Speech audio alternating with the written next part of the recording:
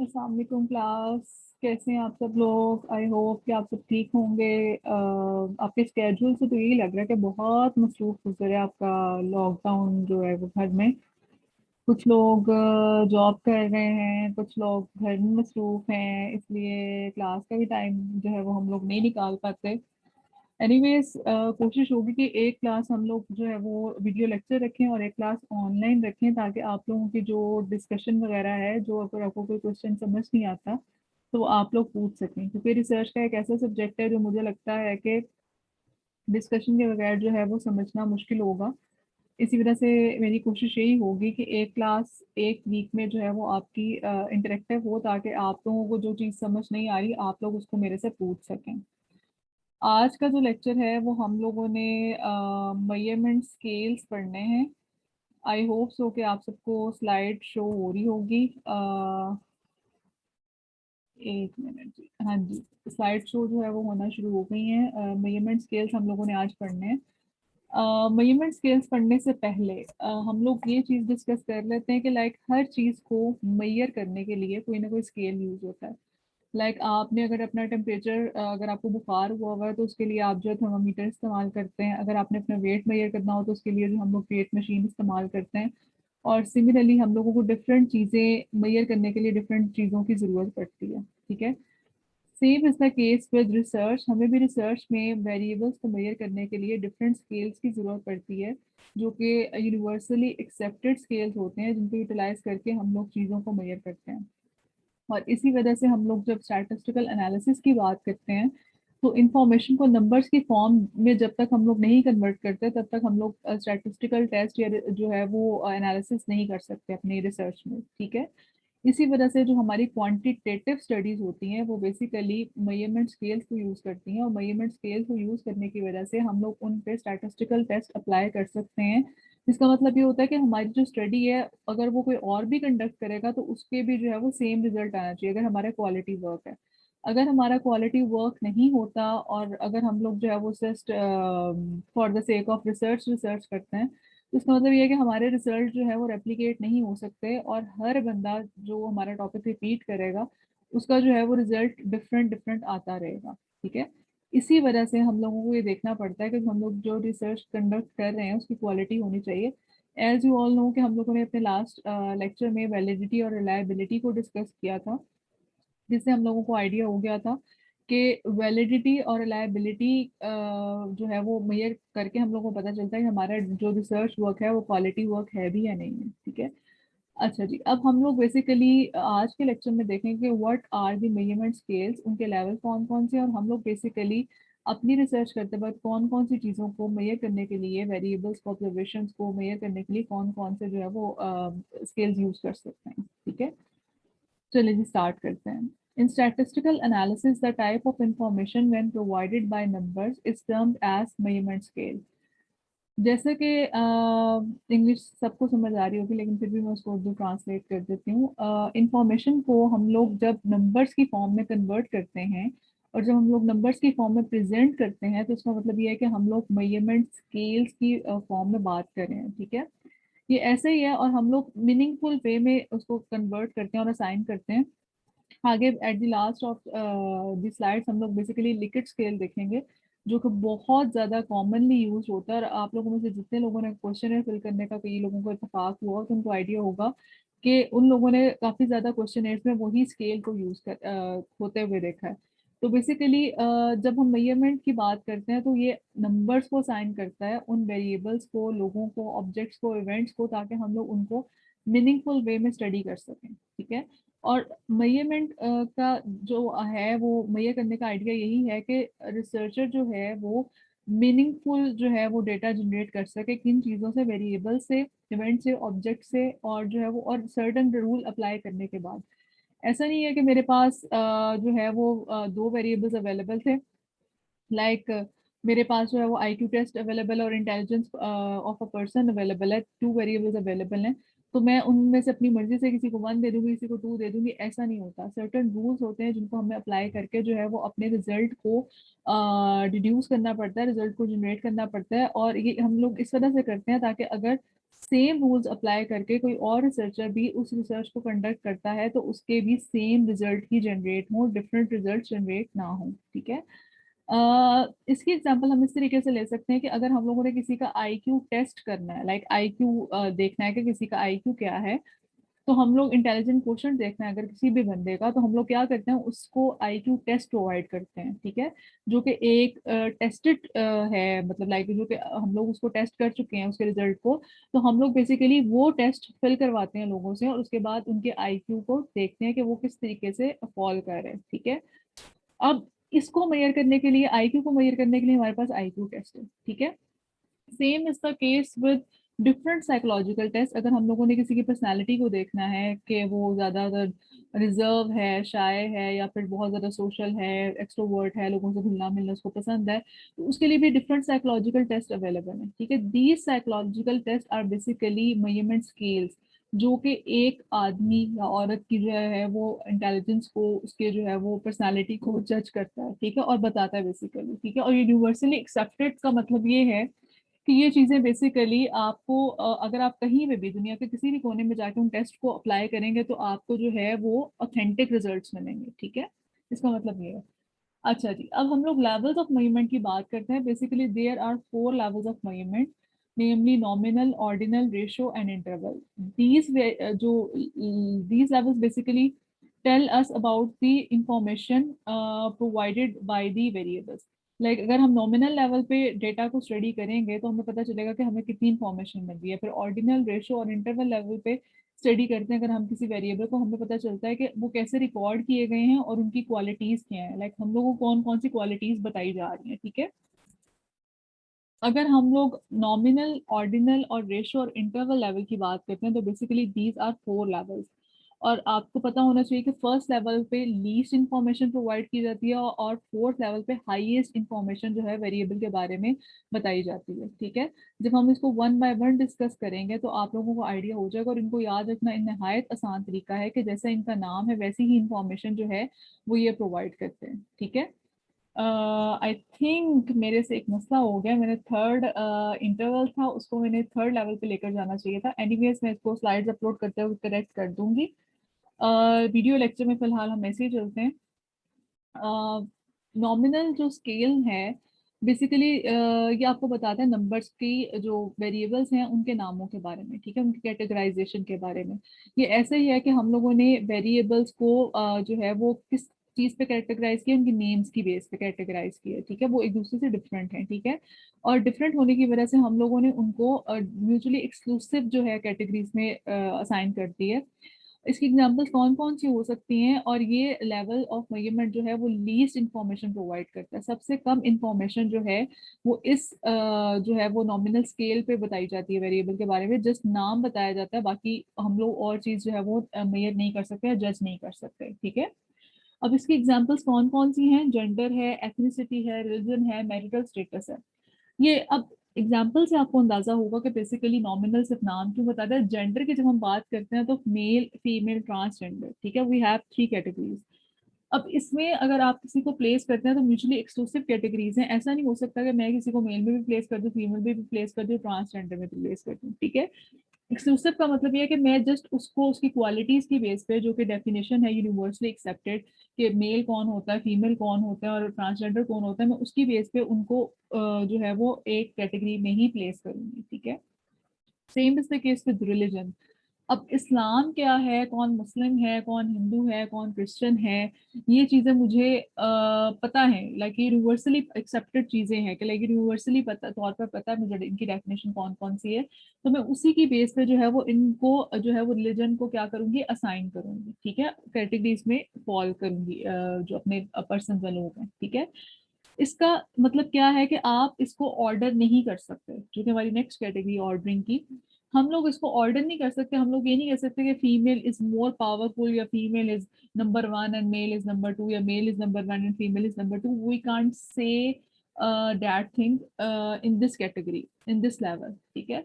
लेकिन जब जैसे जैसे हम लोग नेक्स्ट लेवल पे मूव करते जाएंगे, which are next level of measurement, तो हम लोग उसमें इंफॉर्मेशन को रैंक भी कर सकते हैं, उसके दरमियान देख सकते हैं फासला कितना बनता है, रैंकिंग के दरमियान नंबर्स का कितना मार्जिन बनता है। और इसके अलावा हम लोग जो है वो जो लास्ट फोर्थ लेवल है उसमें और भी चीजें देख सकते हैं वेरिएबल के बारे में, ठीक है। अब जब हम लोग ऑर्डिनल स्केल पे आते हैं तो ordinal like name indicates order के बारे में बताता है। ऑर्डर क्या मतलब क्या होता है, रैंकिंग के बारे में कि नंबर 1 पे कौन है, 2 पे कौन है, 3 पे कौन है और 4 and so on moving towards the highest numbers, ठीक है। अब हम जब इसकी बात करते हैं तो इन ordinal scales like the name indicates variables और observations are named and ranked. इस लेवल पे हम लोग ऑब्जर्वेशंस को या फिर वेरिएबल्स को नेम भी करते हैं और रैंक भी करते हैं, ठीक है।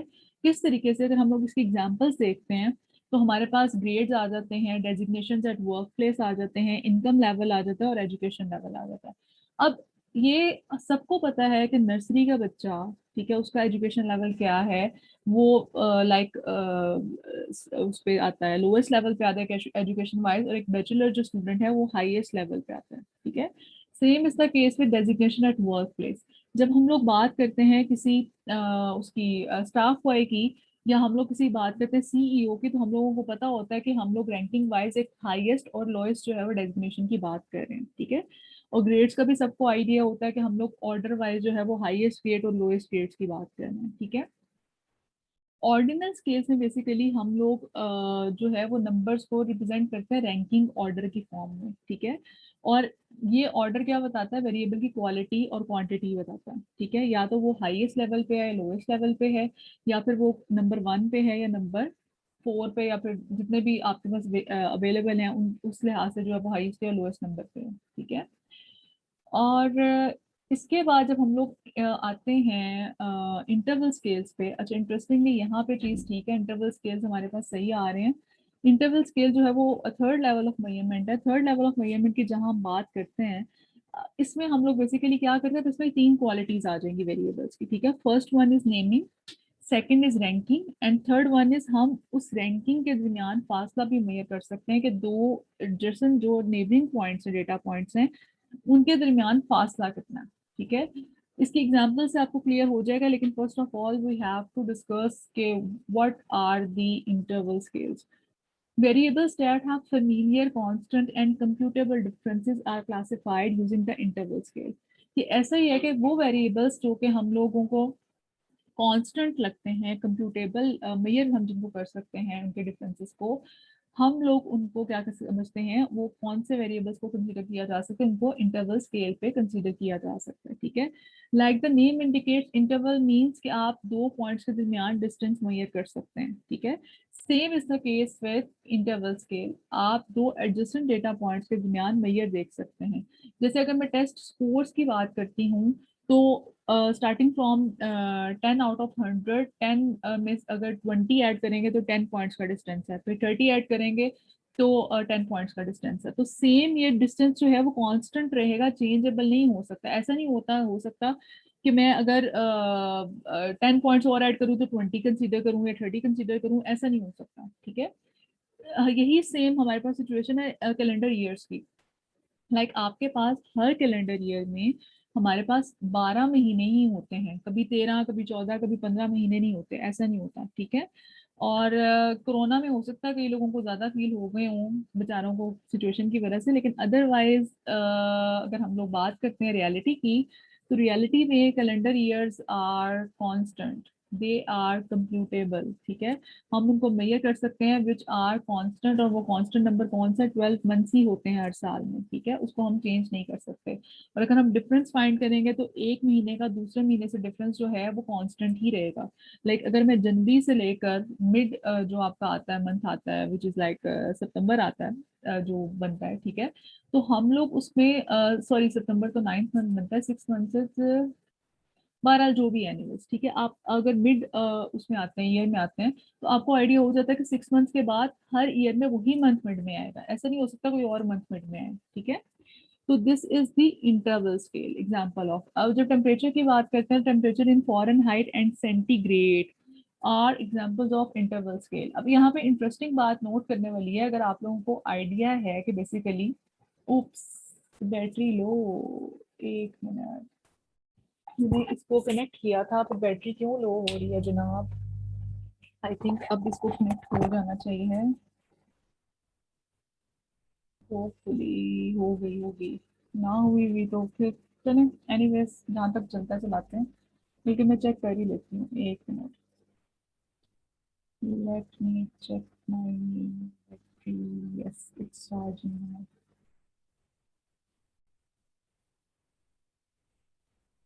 ओके हो गया, ठीक है, बैक टू द स्लाइड्स।